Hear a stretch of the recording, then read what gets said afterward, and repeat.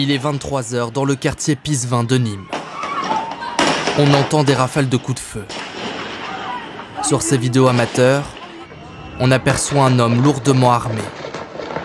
Il vise une voiture blanche avant de prendre la fuite avec son ou ses complices.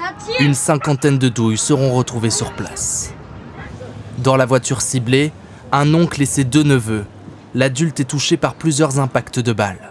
L'un des enfants, âgé de 10 ans, présente lui une plaie par balle au dos. Malgré l'intervention des secours, il succombe à ses blessures quelques minutes plus tard. Ce matin dans le quartier, le choc et l'émotion. Très choquant. J'étais tranquillement dans ma chambre et j'ai entendu... J'ai pas compris, j'ai eu un temps de réaction et je me suis mis par la fenêtre, j'ai vu tout le monde en train de courir, tous les petits en train de crier, etc.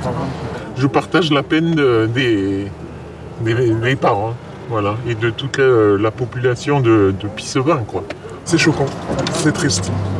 Il a l'âge de mon fils, donc c'est triste. Selon les premiers éléments de l'enquête, les victimes n'étaient pas connues de la justice.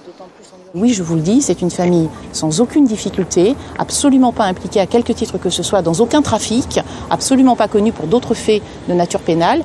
Et clairement, je pense pouvoir m'avancer et me dire que très malheureusement, ces personnes ont été au mauvais endroit, au mauvais moment, et qu'il s'agit de dégâts collatéraux, de victimes collatérales. Et c'est bien l'aspect le plus tragique peut-être encore de ce dossier. La CRS 8, appelée dans les situations d'urgence, va être déployée dans la ville. La voiture des assaillants a, elle, été retrouvée quelques rues plus loin, brûlée. Pour l'heure, ils n'ont toujours pas été identifiés et sont toujours activement recherchés.